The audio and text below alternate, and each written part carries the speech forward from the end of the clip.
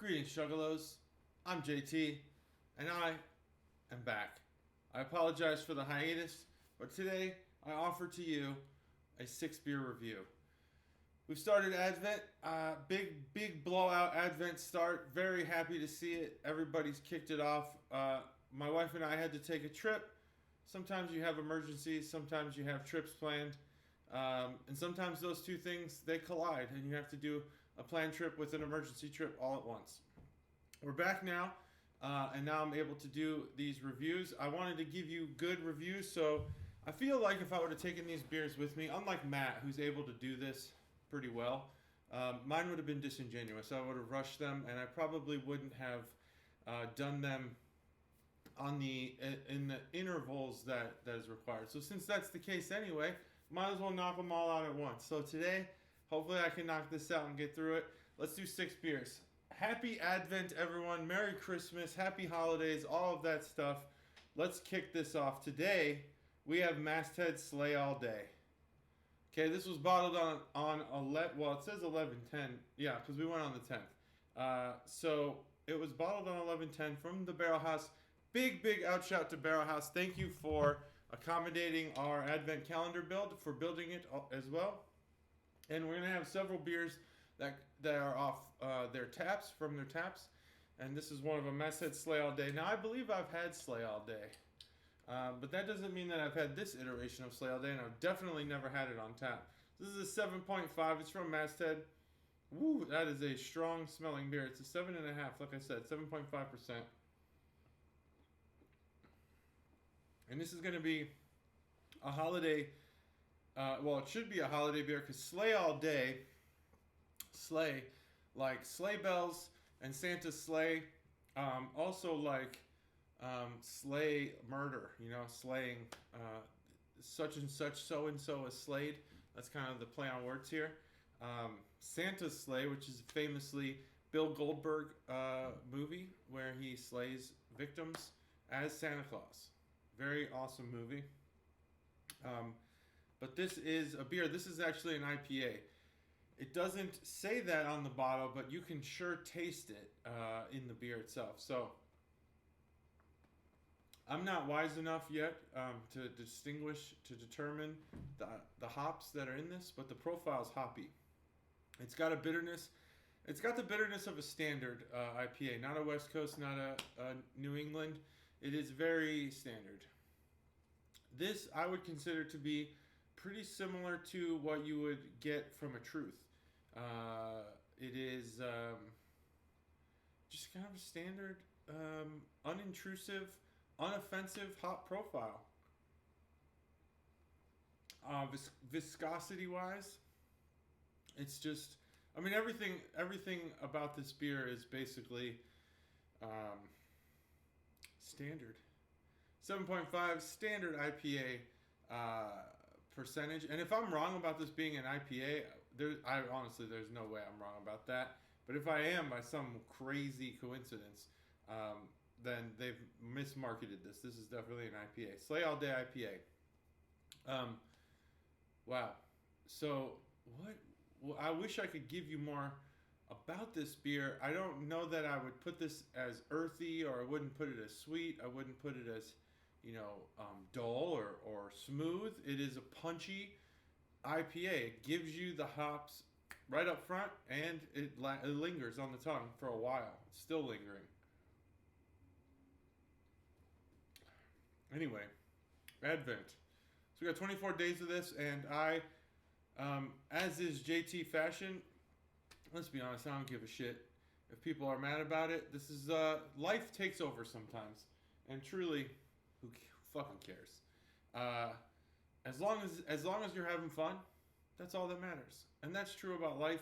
That's true about everything. As long as you're having fun, that's all that matters. And I'll get into what I was doing the first 6 days of this Advent calendar. This is a good beer. I give this beer, for its IPA-ness, which could be a really good term.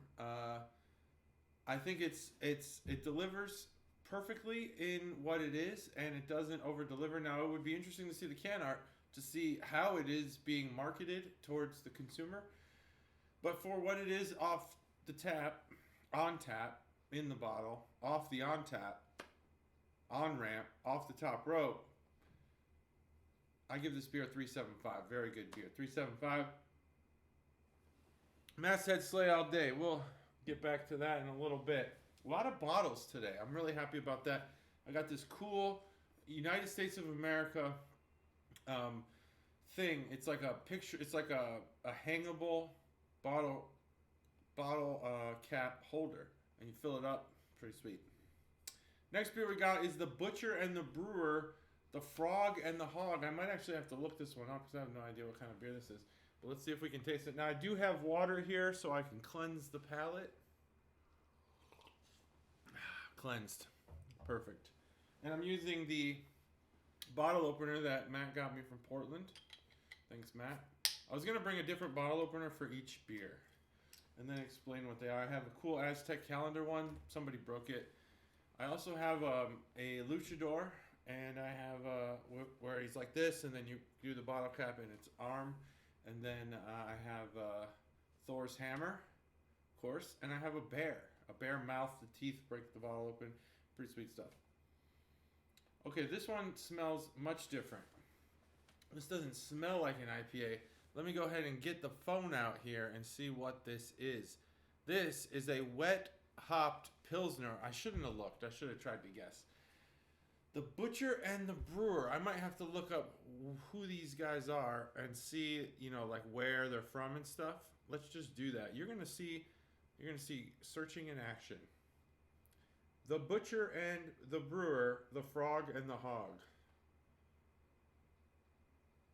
There it is. Butcher and the Brewer, Frog and the Hog. So this makes for fun video. You watching me search. Okay, Cleveland, Ohio. That's what I was looking for. That's all I wanted to know. Cleveland, Ohio. Okay.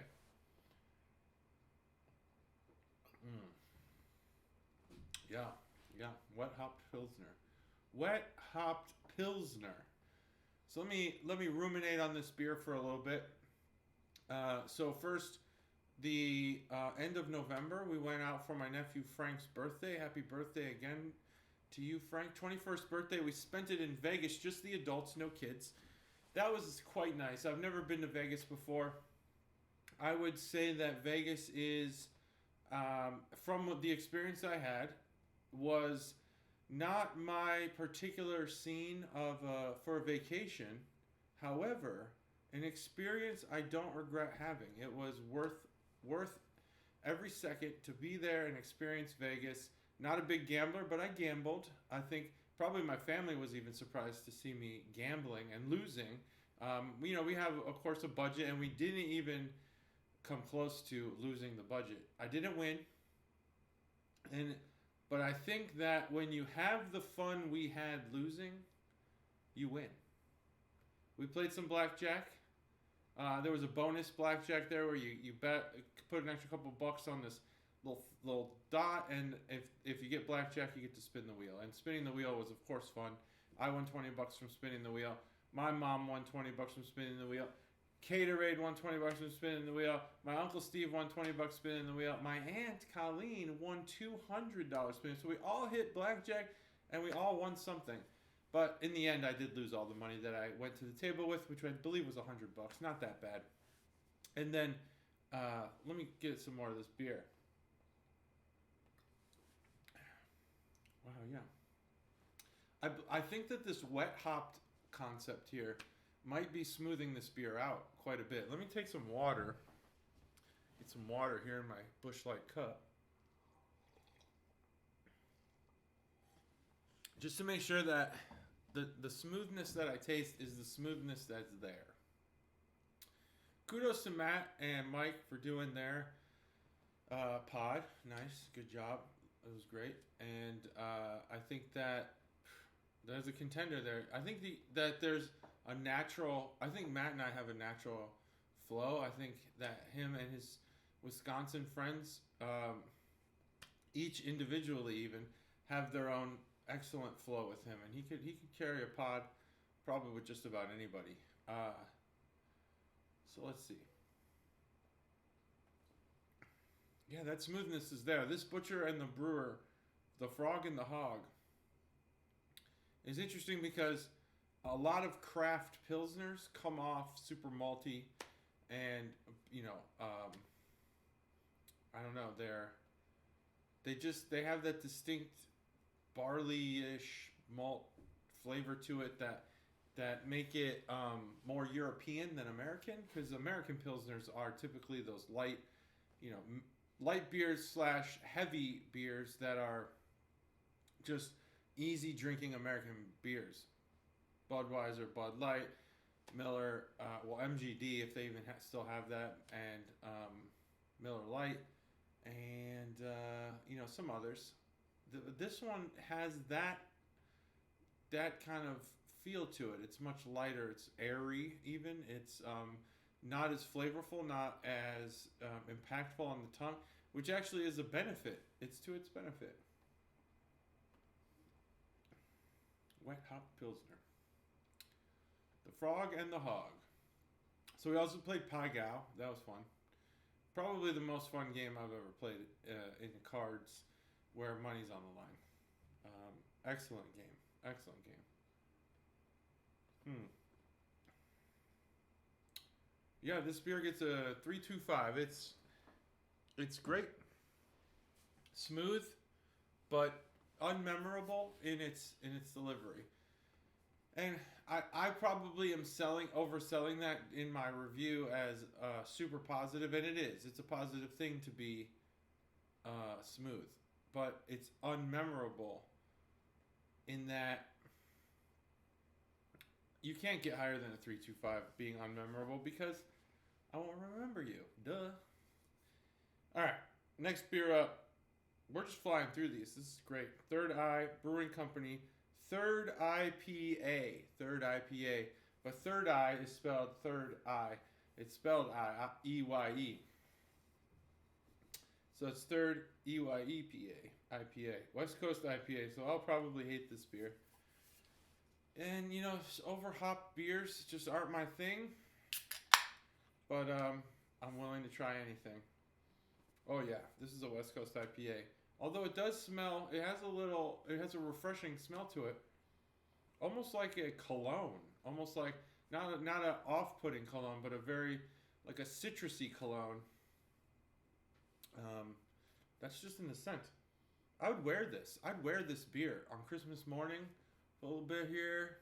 Hey, kids, I smell great. Wife loves it. She's like, you smell good. And then we don't need to do presents because Dad smells good. Everybody just rejoice. That's it. Wow, beer smells so good. That's crazy. Okay. Not as stark as I thought it would be. I think it has a darkness to it in the hops delivery, but it's not that West Coast dank, West Coast dryness that I'm used to. Interesting that this is a West Coast IPA. I don't see it. This actually, man, it smells so freaking good. I'm like almost wondering if Chuggalos Phil sprayed this can with cologne because it smells like straight up cologne. Crazy. Wow. It's okay. So the smell of this would be an earthy, like pine cologne. It definitely smells like a pine forest. Boy, this smells great. Third Eye, or Third Eye Brewing Company figured it out. Figure out how to put this into a bottle. Man, that smells good. Holy shit.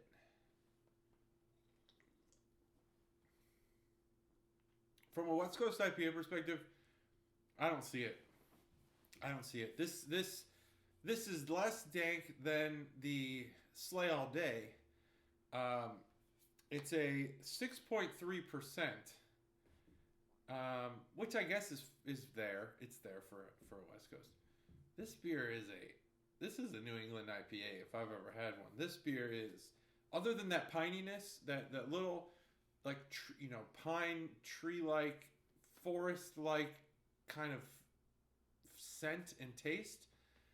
I mean, this beer is smooth as hell. It's super muted, and the thickness almost gives the flavor off. And I'm going to say this as a flavor and not an attribute. Cloudy.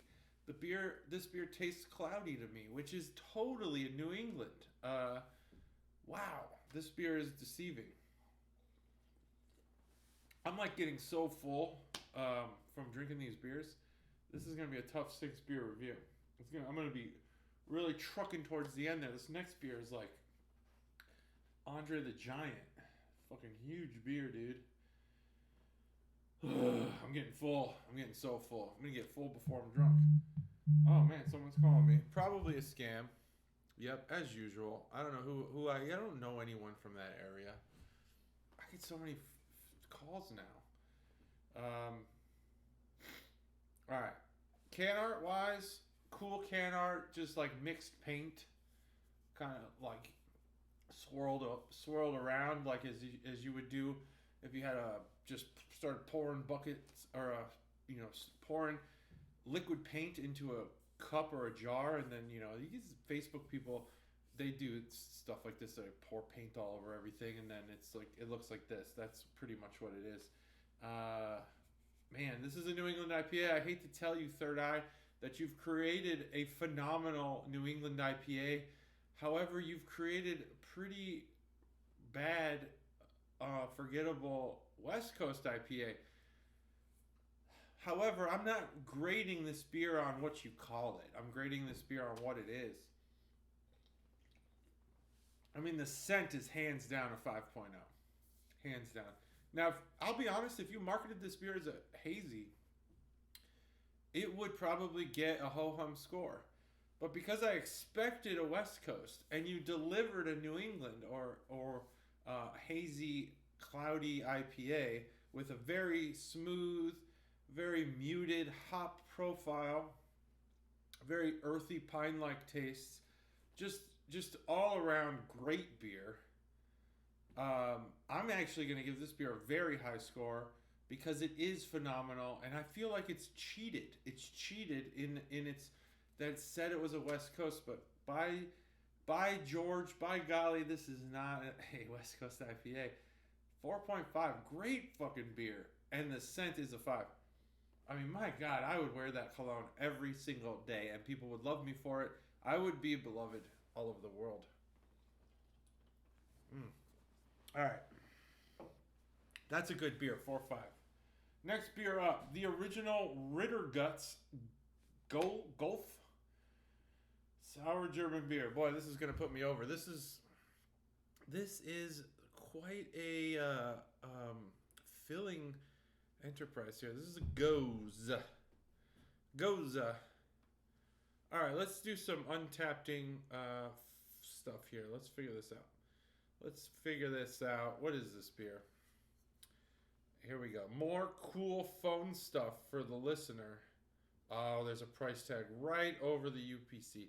And you want me to mark these beers in Untapped? Get out of town. Ritterguts. All right. So, if you haven't played Pai Gow, let me suggest you do play Pai Gow. Because it is fun as fuck. Let's break this bitch open. And I mean that in such a polite way. There we go. Portland bottle opener. Did its job. Now I'm going to drink right from the bottle. Didn't bring any cups. Let me grab some water. Starting to get a runny nose.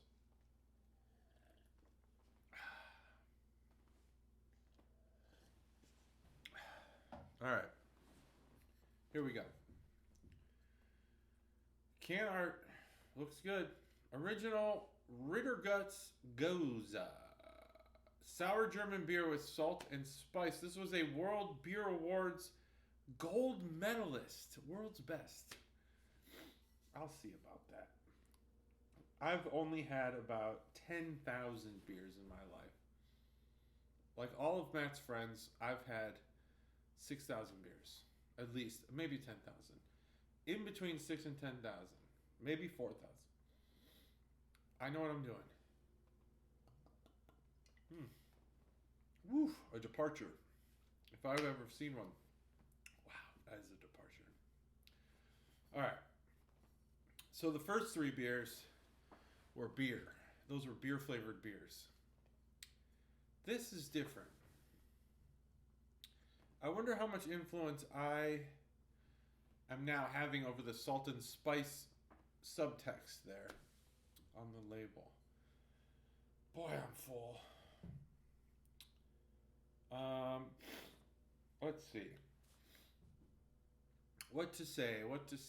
Well, Pai Gow is a 7-card poker game where you play against the dealer only. So the people around you, it doesn't matter. And there's no hitting. Okay? There's no, holds. You just have your cards. And you got to pick the best 2 hands that you have. Except your highest poker hand has to go in the 5-card hand. So when I say 7-card poker, I mean you have a 5-card hand and a 2-card hand. And the dealer has a 5-card hand and a 2-card hand. And what happens is you pick your highest poker hand for your bottom, 5-card hand, that goes on the bottom. And you pick your second best poker hand for the 2-card hand. You have to beat the dealer in both of those hands to win. So that dealer has a 2-card hand and a 5-card hand, also with their best hand in the 5 cards and their second best hand in the 2 cards. Very strategic the way you play your cards. If you have 2 pair, do you play 2 pair in the 5-card hand and have a 5-card hand of 2 pair? Or do you play 1 pair in the 5-card hand, your highest pair, and your second highest pair in the 2-card hand, having a pair in the 2-card hand? Trying to beat the dealer's 2-card hand. So if the dealer has nothing in their 2-card hand, maybe an ace high, ace king. Let's say they have ace king, but you have 2 2s. And you have another pair, a 2 3s. Let's say you have a pair of 3s and a pair of 2s. If you play your 3s on the bottom, which you have to on the 5-card hand, because it's your highest pair, you might lose to their 5-card hand. So maybe they have a higher pair. Maybe they have nothing. But their 2-card hand, you'd beat because you have a pair. If it's ace king, you've beat it because you have a pair. So that's the point here. And not to mention, I didn't mention, you can see their hand. It's face up poker. So you get to see what you're trying to beat, and then you can try to beat it. It's phenomenal. Great game.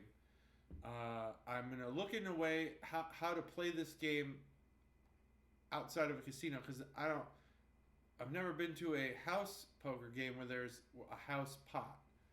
I'm not sure how that works. So anyway, that's Pai Gow.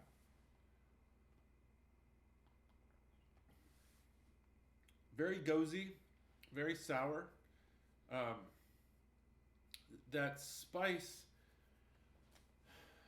yeah, the salt's there. So this salt is recognizable from things like, we had a key lime and salt, I believe. Man, I wish I could remember what that beer was. It was a popular brewery. I can't remember. It was a sea salt and something else. It's got a saltiness. It kind of rings back here in a way that the sours kind of give you a little tingle in the cheeks, and that, the grit part of your teeth, whereas the salt kind of comes in in your neck, in your throat. The flavor, the feeling of the salt is there. Anyway, sour German beer. Not sure I could taste the German influence, but all beer has a German influence, pretty much. I think I'm kind of average on this beer. I'm sitting somewhere in the middle. I do like it. I think it has a good flavor. I think it is salty, and I feel like I'm eating salt, but also sour. It's almost like I'm eating salty Sour Patch Kids, but without the fruit flavor. So scratch that. Sour Patch Kids comment. I'm so full. I've had these 3 beers already, and this is the 4th. I still got 2 to go. So let's get this show on the road. We're looking at let's see. We're looking at a 3.5. Here's the can art. Got this guy, he's doing science on the front. He's got like a some sort of beaker. I'm not sure what it's called. It's got a neck and a bulbous bottom. And not sure what that type of beaker is called. But that dude's a scientist. He's got a top hat on because he's a fucking baller. And yeah, he's like Scrooge. He's kind of like Scrooge. I'd say that this beer is like Scrooge. It comes from the old country. It's very old in itself. It needs to be visited by 3 ghosts, not goats. I almost said goats. It needs to be, maybe it does need to be visited by 3 goats in order for it to really, learn its lesson and be nicer. This beer is an angry old man who doesn't want to give his employees Christmas off. But in the end, he's visited by 3 goats and eventually gives his employees the day off. Shouts out his window, "Hey boy, what day is it?" And then, does his thing. He's fucking Scrooge. Yeah, Ebenezer. So, Charles Dickens probably gets a higher score than this beer. But this beer gets a 3.5. Salty. Salty beer. All right, let's go back to the normal size bottles and go to Ranke or Ranke. Pere Noel. Pere Noel. Exceptional Christmas beer, unpasteurized, unfiltered, 7%. This beer was actually bottled in July. So they were thinking ahead. This is a Belgian beer. Christmas beer. It's an 11.2 ounce bottle. A little bit different than your standard American beer bottle. See that? See those differences? They exist. Things and people, there's diversity throughout. Embrace it. That's what I say. That's why you drink 6 beers in one single day. One single sitting. Oh, man. I'm so full. I'm going to keep saying that. Maybe the title of this episode should be I'm So Full. Product of Belgium. Belgium. I don't like Christmas beer. I'm going to put that out there. Christmas beer sucks. The spices that are in it suck. Coriander and all that nonsense.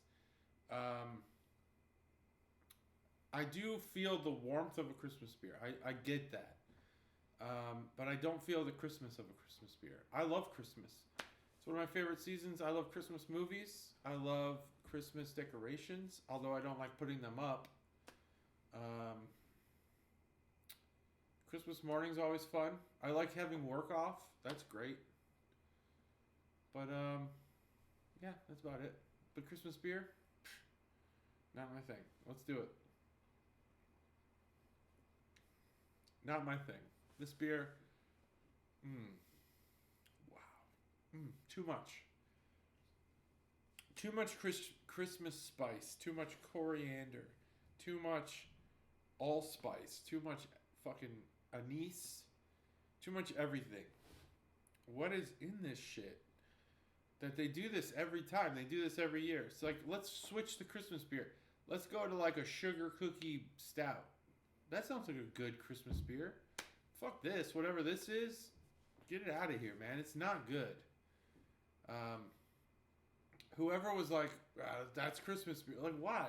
Why ruin Christmas? You know? You're the drunk dad that comes and kicks all the fucking presents and stuff. You know? You're the part of Christmas Vacation where the cat gets fucking fried to the chair. That's what these beers are. These beers suck. And it's no fault of the brewers. You didn't make a shitty beer. You made a perfect Christmas beer. It's just that Christmas beer sucks. So let's stop with this bullshit, because I've never been anywhere and someone was like, I'm just craving a Christmas beer. No one's craving a Christmas beer. This shit is fucking dumb. It's dumb. Simple as that. Now, did you make a good one? No. Which means you made a perfect one. It's the perfect Christmas beer because it's fucking terrible. I feel like I don't consider myself to be the best beer taster in the world. But I certainly can taste beer now. After all these episodes and all these flavors. The only people who would like this shit are people who can't taste beer. Simple as that. Here's what you do to improve this beer. Is it the worst Christmas beer I've had? Which, I don't know. So, this is opposite day. This beer number 5 is opposite day. The worst Christmas beer is the best Christmas beer. Because it's exactly what it should be. No, this is actually not the worst Christmas beer. As far as Christmas beers go, this is probably fine. It's probably fine. If it had its own scale for Christmas beers, this would probably be in the 4s of Christmas beers. But it's not. It's on the scale of beer. And on the scale of beer, which is 0 to 5, 0.25 increments, this beer sucks. And it sucks in the way that Christmas beers suck. Ranke, whatever the pronunciation is, they did a great job. Great job, guys. This beer is a 2.5, which is the highest score I could give this beer. Because it's great. It's a great Christmas beer. Okay? And Christmas beers suck. I don't like this beer. Bad beer. Last one. Here we go. I got runny nose. Where did that come from? I had a perfectly unrunny nose when I got out to the carriage house. There's no cats in here. There's no fucking cats in here, you know? Let's look this shit up. This is Bookhouse, not Brookhouse. Bookhouse. Bookhouse. Brick and Mortar. And Brick and Mortar is a pale ale. An English pale ale that is 5% alcohol by volume. Go figure. There we go. Beer 6. Bookhouse, Brick and Mortar, 5%. Smells like a beer. Let's taste this shit.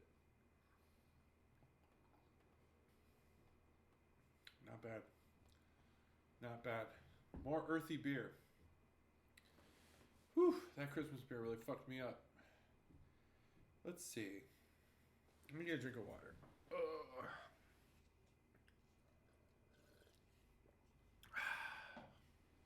Water's good. Alright. Water 5.0.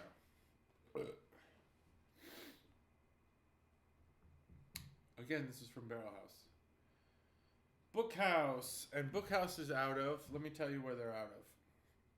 Bookhouse is out of Cleveland. Cleveland, Ohio. I got a lot of burping to do. There we go. Caesar's Palace was nice. Caesar's Palace was, boy, fucking nice. Wow. What I'd like to do, if Caesar's Palace is watching or listening, I would like to get a some sort of inventory for all of the for everything that you have in that hotel. Just on the first floor. From the floor tiles to the statues to the ceilings to the the columns. And I want to do a modern day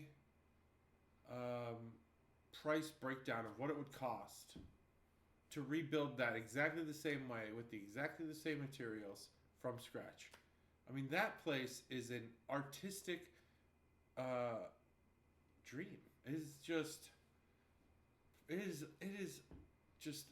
visually stimulating. It is a work of art, and I'm not just talking. Oh, okay, they have some marble statues here and there. Like the floor tiles are like brilliant. Just the design is brilliant. You go into a lot of the casinos in Vegas, it's just like red shit carpet that just elicits the mindset that I'm depressed and should gamble to make my depression go away. And Caesar's Palace is like you're in the arms of an elegant person. You're come in and gamble with us. Caesar's Palace. What a place that was. Amazing place. Amazing place. All right.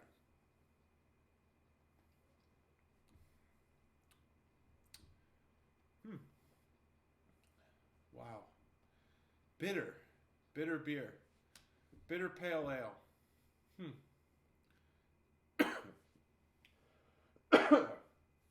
Where this runny nose came from, I have no idea. I'm trying to not really focus on it. This beer is burned to a crisp. The malts have been charred in a fire that burns like 1,000 fires. It is crispy. It's a crispy, charred pale ale. Is it pale? Yeah, probably. Looks pale. Looks pale. But it is bitter as fuck, man. It is burned. This is the Starbucks of beers. It's got burned beans, man. It's fine. This beer's fine. 3.0. 3.0. Bookhouse. That's 6 beers.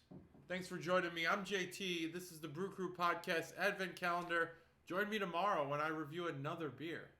Probably with Chuggalo Spill. See ya.